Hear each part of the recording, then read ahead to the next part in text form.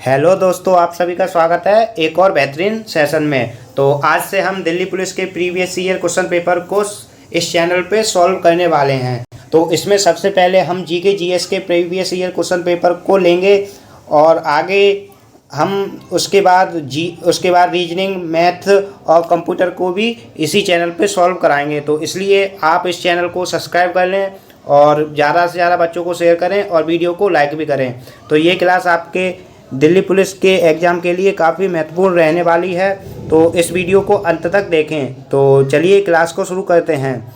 तो पहला प्रश्न है हमारा कि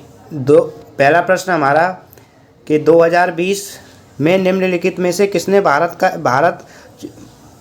के चुनाव आयुक्त के रूप में पद ग्रहण किया। मतलब 2020 में भारत के चुनाव आयुक्त के रूप में किसने पद ग्रहण किया। तो पहला ऑप्शन है राजीव कुमार, ऑप्शन नंबर 2 है अरविंद पनगड़िया, ऑप्शन नंबर 3 है अमिताभ कांत और ऑप्शन नंबर 4 है विवेक देबरॉय। तो इसका सही आंसर होगा राजीव कुमार, ऑप्शन नंबर 1।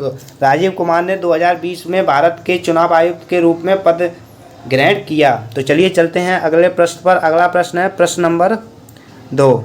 तो प्रश्न नंबर 2 है कि निम्नलिखित में से किसे पृथ्वी, वायुमंडल, महासागर और ग्रह विज्ञान 2020 का शांति स्वरूप भटनागर वैज्ञानिक प्रौद्योगिकी पुरस्कार मिला।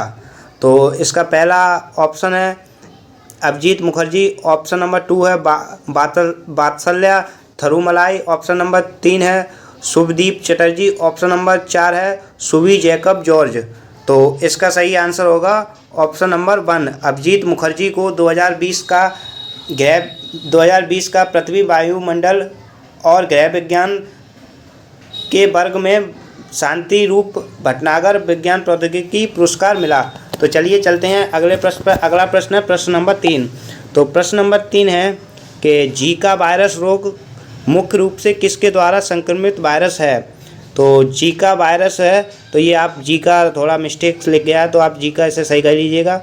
जीका वायरस रोग मुख्य रूप से किसके द्वारा संक्रमित मतलब किसके द्वारा होता है। तो ऑप्शन नंबर ए है कृंतक, ऑप्शन नंबर 2 है कुत्ते, ऑप्शन नंबर 3 है एडीज मच्छर और ऑप्शन नंबर 4 है यूरोटिया मच्छर। तो इसका सही आंसर होगा ऑप्शन नंबर 3, एडीज मच्छर द्वारा जीका वायरस होता है। तो चलिए चलते हैं अगले प्रश्न पर। अगला प्रश्न है प्रश्न नंबर हमारा 4। तो प्रश्न नंबर 4 है कि आधार दर किसी बैंक का वह न्यूनतम ब्याज दर है जिसके नीचे उसे उधार देने की अनुमति नहीं है। हालांकि किसके द्वारा अनुमति होने पर कुछ मामलों में अपवाद संबंध है।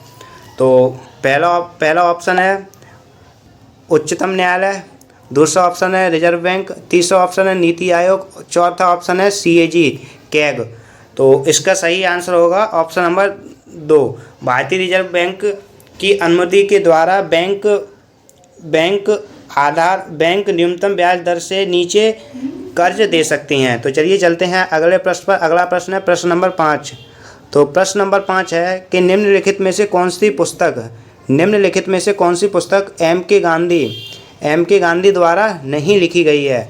तो ऑप्शन नंबर ए है नेचर क्वेयर, ऑप्शन नंबर 2 है गोल्डन थ्रेशोल्ड, ऑप्शन नंबर 3 है इंडियन होम रूल और ऑप्शन नंबर 4 है इंडिया ऑफ माई ड्रीम।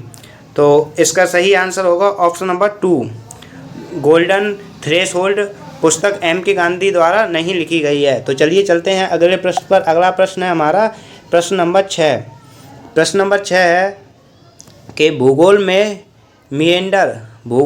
मिएंडर की विशेषता मुख्य रूप से निम्नलिखित में से किस विकल्प से संबंधित है। जो मिएंडर है भूगोल में उसकी विशेषता किस विकल्प से संबंधित है। तो पहला ऑप्शन है चट्टान, ऑप्शन नंबर 2 है चोटी, ऑप्शन नंबर 3 है नदी, ऑप्शन नंबर 4 है तालाब।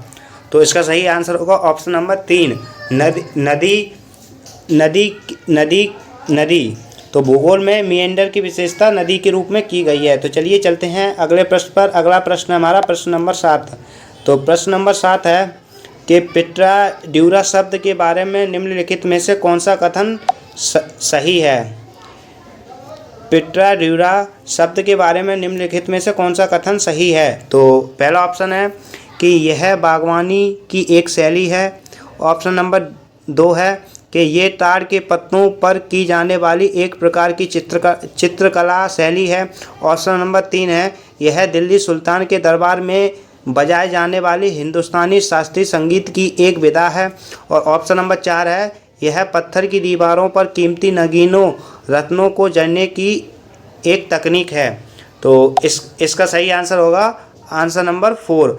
तो पिट्राड्यूरा यह पत्थर की दीवारों पर कीमती नगीनों और रत्नों को जड़ने की एक तकनीक है। तो चलिए चलते हैं अगले प्रश्न पर, प्रश्न नंबर 8। तो प्रश्न नंबर 8 है कि निम्नलिखित में से कौन सा स्थान जहांगीर की कब्र से संबंधित है? निम्नलिखित में से कौन सा स्थान जहांगीर की कब्र से संबंधित है?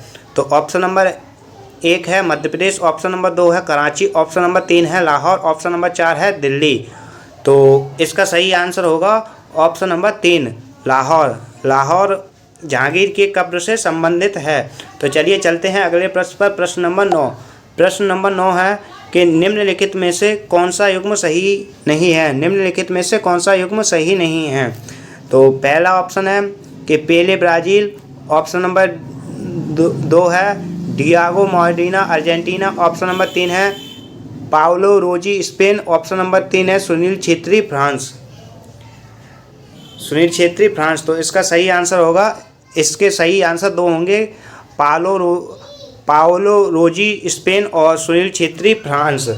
तो चलिए चलते हैं अगले प्रश्न पर। अगला प्रश्न है प्रश्न नंबर 10। प्रश्न नंबर 9। तो प्रश्न नंबर 9 है 11वीं पंचवर्षीय योजना किस वर्ष में समाप्त हुई? जो 11वीं पंचवर्षीय योजना थी वो किस वर्ष में समाप्त हुई? तो पहला ऑप्शन है 2012, ऑप्शन नंबर 2 है 2013, ऑप्शन नंबर 3 है 2011, ऑप्शन नंबर 4 है 2010। तो सही आंसर होगा इसका 2012 में 11वीं पंचवर्षीय योजना समाप्त हुई। तो चलिए चलते हैं अगले प्रश्न पर। अगला प्रश्न है प्रश्न नंबर 10। तो प्रश्न नंबर 10 है कि भारत में किसी कर्मचारी के सेवानिवृत्त लाभ और संबंधित मुद्दों के संदर्भ में ईएफओ का पूर्ण रूप क्या है? मतलब ईएफओ की फुल फॉर्म बतानी है। तो ईएफओ तो employees private fund, employees pension funding organisation, employees privilege fund, financial operation, employees pension fixing organisation. तो इसका सही आंसर होगा option number 1 employ provident fund organisation EFO का पूर्ण रूप है। तो चलिए चलते हैं अगले प्रश्न पर। अगला प्रश्न है हमारा प्रश्न नंबर 11। तो प्रश्न नंबर 11 है कि भारत के संविधान में कौन सा भाग संसद के संगठन, संरचना, अवधि, अधिकारियों, प्रक्रियाओं, विशेषाधिकारों, शक्तियों आदि से संबंधित है? तो पहला ऑप्शन है भाग 6, दूसरा ऑप्शन है भाग 8, तीसरा ऑप्शन है भाग 5, चौथा ऑप्शन है भाग 7। तो इसका सही आंसर होगा ऑप्शन नंबर 3। इसका सही आंसर होगा ऑप्शन नंबर 3 भाग 5। भारत के संविधान में भाग 5 संसद के संगठन, संरचना, अवधि, अधिकारियों, प्रक्रियाओं, विशेषाधिकारों, शक्तियों आदि से संबंधित है। तो चलिए चलते हैं अगले प्रश्न पर। अगला प्रश्न है प्रश्न नंबर 12। प्रश्न नंबर 12 है कि निम्नलिखित में से कौन सा युग्म सुमेलित नहीं है? निम्नलिखित में से कौन सा युग्म सुमेलित है? तो पहला ऑप्शन है चौथी बौद्ध परिषद राजगृह, दूसरा ऑप्शन है द्वितीय राज्य परिषद विराटनगर, और तीसरा ऑप्शन है प्रथम बौद्ध परिषद कश्मीर, और चौथा ऑप्शन है तृतीय बौद्ध परिषद पाटलिपुत्र। तो इसका सही आंसर होगा तृतीय बौद्ध परिषद पाटलिपुत्र। तो इसका सही आंसर होगा ऑप्शन नंबर 4। तो चलिए चलते हैं अगले प्रश्न पर। अगला प्रश्न है प्रश्न नंबर 13। तो प्रश्न नंबर 13 है कि भारत का राष्ट्रीय मानव अधिकार आयोग एक स्वतंत्र वैधानिक निकाय है जिसकी स्थापना 12 अक्टूबर और किस सन को हुई? मतलब जो भारत का राष्ट्रीय मानव अधिकार आयोग है उसकी स्थापना किस सन में हुई? तो पहला ऑप्शन है 1996, दूसरा ऑप्शन है 1993, तीसरा ऑप्शन है 1999, चौथा ऑप्शन है 2002। तो इसका सही आंसर होगा ऑप्शन नंबर 2। 1993 12 अक्टूबर 1993 में भारत का राष्ट्रीय मानव अधिकार आयोग एक स्वतंत्र वैधानिक निकाय बना। तो चलिए चलते हैं अगले प्रश्न पर। अगला प्रश्न है प्रश्न नंबर 14। प्रश्न नंबर 14 है कि 1984 में किसके नेतृत्व में बहुजन समाज पार्टी का गठन हुआ। जो बहुजन समाज पार्टी है उसका गठन किसने किया 1994 में। तो पहला ऑप्शन है अनिल बनर्जी, अनिल अग्रवाल, दूसरा ऑप्शन है विजय कुमार, तीसरा ऑप्शन है मायावती और चौथा ऑप्शन है काशी राम। तो इसका सही आंसर होगा ऑप्शन नंबर 4, काशीराम ने 1984 में बहुजन समाज पार्टी का गठन किया। तो चलिए चलते हैं नेक्स्ट प्रश्न पर। अगला प्रश्न है प्रश्न नंबर 15। तो प्रश्न नंबर 15 है कि मिशन इंद्रधनुष 2.0 भारत सरकार द्वारा किन क्षेत्रों में सुधार करने के लिए प्रारंभ की गई एक योजना है। जो मिशन 2.0 है वो भारत सरकार द्वारा किन क्षेत्रों में सुधार करने के लिए प्रारंभ की गई एक योजना है। तो पहला ऑप्शन है शिक्षण, ऑप्शन नंबर 2 है पोषण, ऑप्शन नंबर 3 है प्रतिरक्षण, ऑप्शन नंबर 4 है सुरक्षा। तो सही आंसर होगा इसका ऑप्शन नंबर 3, प्रतिरक्षण के लिए मिशन इंद्रधनुष 2.0 भारत सरकार द्वारा चालू किया गया। तो चलिए चलते हैं अगले प्रश्न पर। अगला प्रश्न है प्रश्न नंबर 16। तो प्रश्न नंबर 16 है हमारा कि अगस्त 2020 तक प्राप्त जानकारी के अनुसार भारत में केंद्र शासित प्रदेशों के प्रशासन के संदर्भ में निम्नलिखित में से कौन सा युग्म सही है। तो पहला ऑप्शन है कि दिल्ली प्रफुल्ल पटेल, दूसरा ऑप्शन है अंडमान निकोबार द्वीप दिनेश्वर शर्मा, तीसरा ऑप्शन है लद्दाख अनिल बैजल और चौथा ऑप्शन है जम्मू एंड कश्मीर मनोज सिन्हा। तो इसका सही आंसर होगा ऑप्शन नंबर 4, जम्मू और कश्मीर मनोज सिन्हा। तो चलिए चलते हैं अगले प्रश्न पर। अगला प्रश्न है हमारा प्रश्न नंबर 17।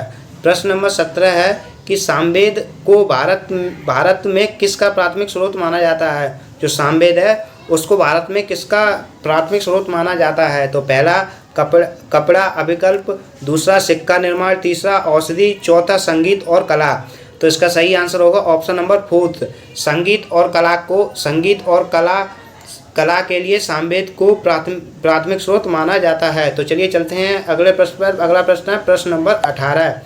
प्रश्न नंबर 18 है कि एक फोटोवोल्टाइक सेल में निम्नलिखित में से किस प्रकार की ऊर्जा विद्युत ऊर्जा में परिवर्तित होती है। जो एक फोटोवोल्टाइक सेल है उसमें किस प्रकार की ऊर्जा विद्युत ऊर्जा में परिवर्तित होती है। तो पहला ऑप्शन है प्रकाश, दूसरा ऑप्शन है चुंबकीय, तीसरा ऑप्शन है रासायनिक, चौथा ऑप्शन है ध्वनि। तो इसका सही आंसर होगा ऑप्शन नंबर 1 प्रकाश। जो फोटोवोल्टाइक सेल होती है वो प्रकाश को विद्युत ऊर्जा में परिवर्तित करती है। तो उम्मीद है आपको वीडियो पसंद आ रही होगी, और वीडियो पसंद आ रही हो तो वीडियो को लाइक ज़रूर करें और चैनल को सब्सक्राइब करें और वीडियो को शेयर करना ना भूलें। तो चलिए चलते हैं अगले प्रश्न पर। अगला प्रश्न है प्रश्न नंबर 19। तो प्रश्न नंबर 19 है कि किसी भी अंतर्राष्ट्रीय फुटबॉल मैच में अतिरिक्त समय के लिए कुल विनियमन समय अवधि कितनी है। तो इसका पहला ऑप्शन है 100 मिनट, ऑप्शन नंबर दूसरा है 120 मिनट, ऑप्शन नंबर 3 है 130 मिनट, ऑप्शन नंबर 4 है 90 मिनट। तो इसका सही आंसर होगा ऑप्शन नंबर 2, 120 मिनट किसी अंतर्राष्ट्रीय फुटबॉल मैच में अतिरिक्त समय के लिए कुल विनियमन समय अवधि है। तो चलिए चलते हैं अगले प्रश्न पर। अगला प्रश्न है हमारा प्रश्न नंबर 20। तो प्रश्न नंबर 20 है कि वास्तुकला का सार की शैली किस आधुनिक राज्य से संबंधित है। वास्तुकला के सार की शैली किस राज्य से संबंधित है। तो पहला ऑप्शन है पंजाब, दूसरा ऑप्शन है तेलंगाना, तीसरा ऑप्शन है हिमाचल प्रदेश और चौथा ऑप्शन है उत्तर प्रदेश। तो इसका सही आंसर होगा ऑप्शन नंबर 4, उत्तर प्रदेश से वास्तुकला की सार शैली संबंधित है। तो चलिए चलते हैं अगले प्रश्न पर। अगला प्रश्न है प्रश्न नंबर 21। तो प्रश्न नंबर 21 है कि निम्नलिखित में से कौन सा पूर्वी घाट पर्वतीय शिखर है। तो हमें ये बताना है कि इसमें इन ऑप्शनों में से कौन सा पूर्वी घाट का पर्वतीय शिखर है। तो ऑप्शन नंबर 1 है देवीमाला, ऑप्शन नंबर 2 है डोरा बेटा, ऑप्शन नंबर 3 है देवमाली, ऑप्शन नंबर 4 है अन्नपूर्णा। तो इसका सही आंसर होगा ऑप्शन नंबर 3 देवमाली पूर्वी घाट का एक पर्वतीय शिखर है। तो चलिए चलते हैं अगले प्रश्न पर। अगला प्रश्न है हमारा कि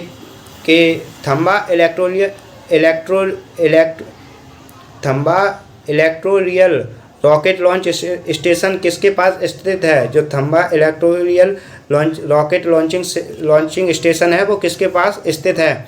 तो ऑप्शन नंबर 1 है श्री हरिकोटा, ऑप्शन नंबर 2 है सोमनाथ, ऑप्शन नंबर 3 है चांदीपुर, ऑप्शन नंबर 4 है तिरुवनंतपुरम। तो इसका सही आंसर होगा ऑप्शन नंबर 4 तिरुवनंतपुरम के पास थाम्बा इलेक्ट्रोरियल रॉकेट लॉन्चिंग स्टेशन स्थित है। तो चलिए चलते हैं अगले प्रश्न पर। अगला प्रश्न है प्रश्न नंबर 23। तो प्रश्न नंबर 23 है कि भारतीय संगीत के संदर्भ में निम्नलिखित में से कौन सा एक राग नहीं है? जो भारतीय संगीत के संदर्भ में निम्नलिखित में से कौन सा एक राग नहीं है? तो पहला ऑप्शन है भैरवी, ऑप्शन नंबर 2 है पूर्वी, ऑप्शन नंबर 3 है श्रृंगार, ऑप्शन नंबर 4 है हिंडोल। तो इसका सही आंसर होगा ऑप्शन नंबर 3 श्रृंगार भारतीय संगीत के संदर्भ में एक राग नहीं है। तो चलिए चलते हैं अगले प्रश्न पर। अगला प्रश्न है प्रश्न नंबर 24। तो प्रश्न नंबर 24 है कि निम्नलिखित में से कौन सा युग्म सुमेलित नहीं है? निम्नलिखित में से कौन सा युग्म सुमेलित नहीं है? तो ऑप्शन नंबर 1 है फिरोजी आंदोलन बंगाल, ऑप्शन नंबर 3 है मोपाला विद्रोह मालाबार, ऑप्शन नंबर 3 है कूका आंदोलन असम, ऑप्शन नंबर 4 है पौलीगिर विद्रोह कुर्नूल। तो इसका सही आंसर होगा ऑप्शन नंबर 3 कूका आंदोलन असम। ये कूका आंदोलन असम में नहीं हुआ था और सारे सही हैं।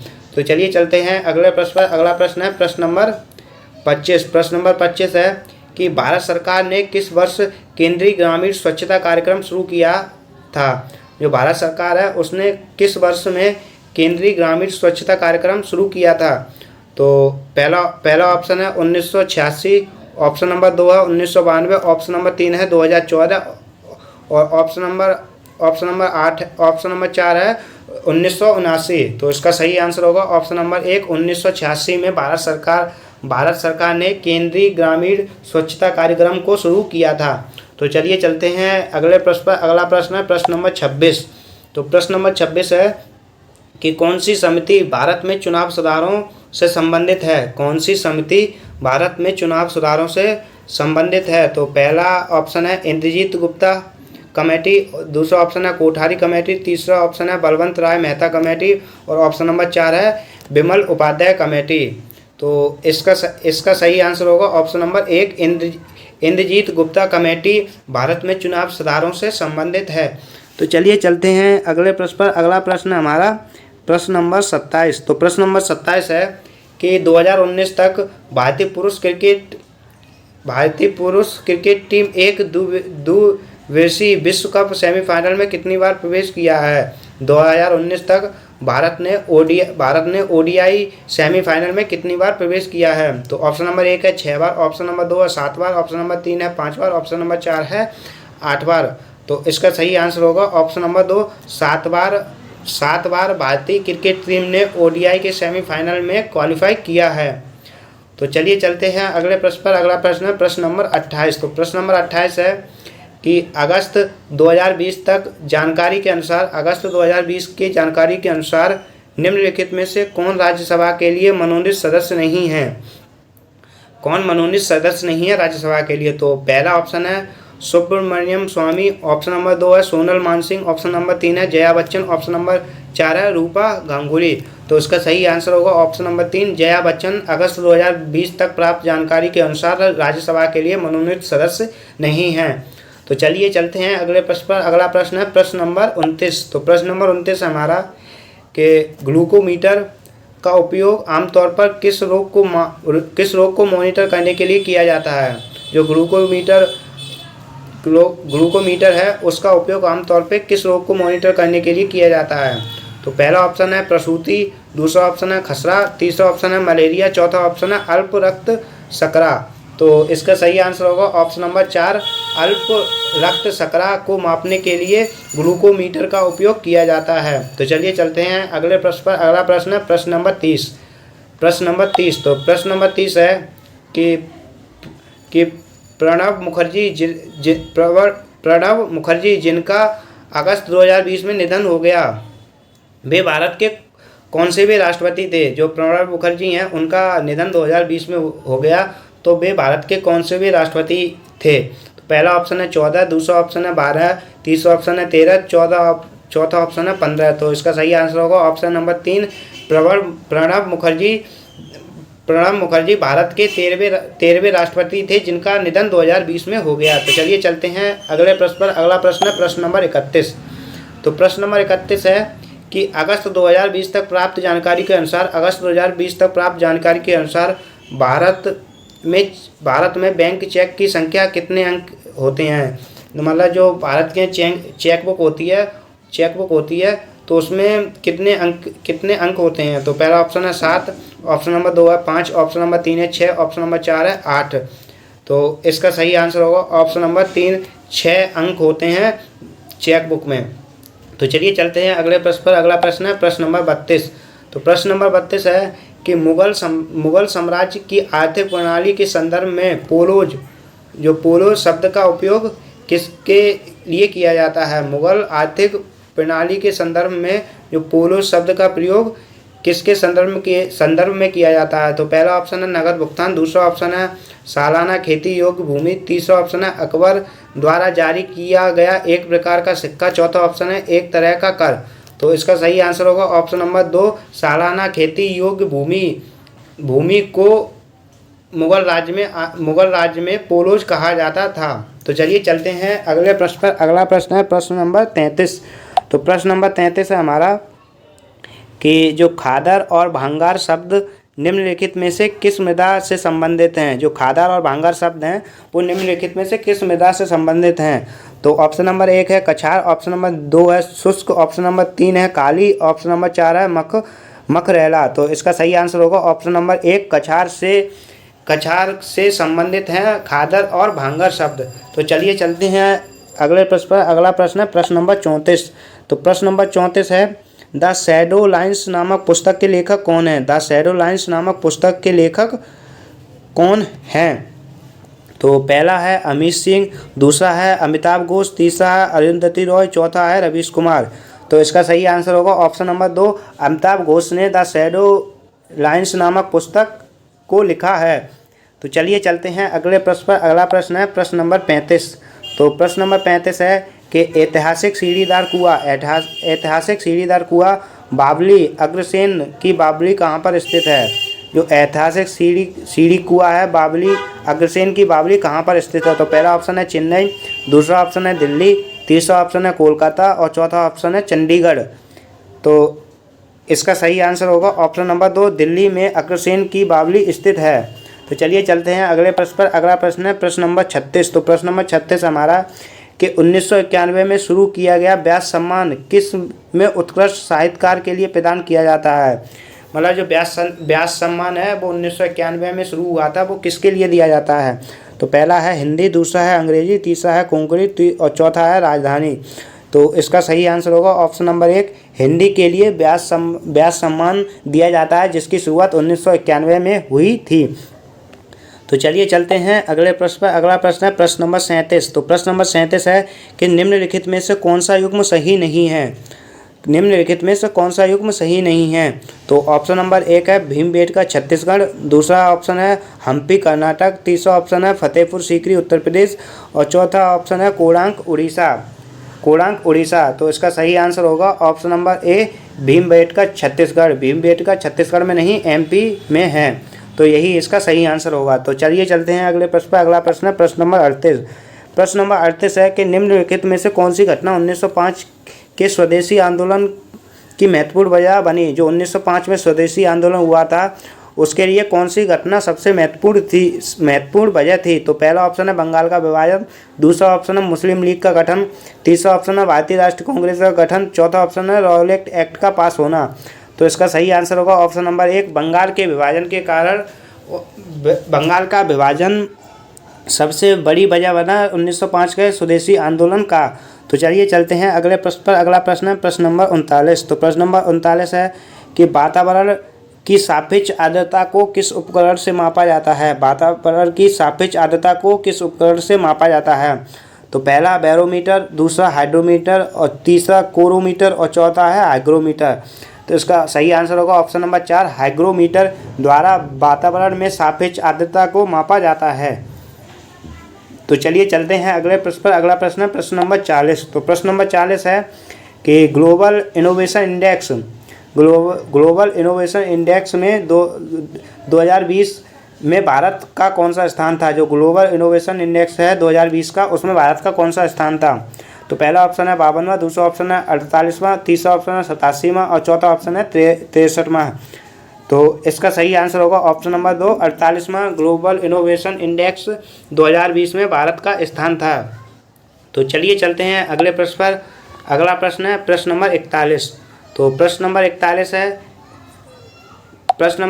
है ये आपके लिए, प्रश्न नंबर जो 41 है ये आपके लिए होमवर्क SW रहने वाला है। इसका आंसर आपको कमेंट बॉक्स में देना है और आपको ये बताना है कि आपके कितने क्वेश्चन सही गए 40 में से। तो उम्मीद है आपको ये वीडियो पसंद आई होगी। तो वीडियो पसंद आई हो तो वीडियो को लाइक करें और चैनल को सब्सक्राइब करना ना भूलें। और तो मिलते हैं फिर अगली क्लास में, तब तक के लिए धन्यवाद।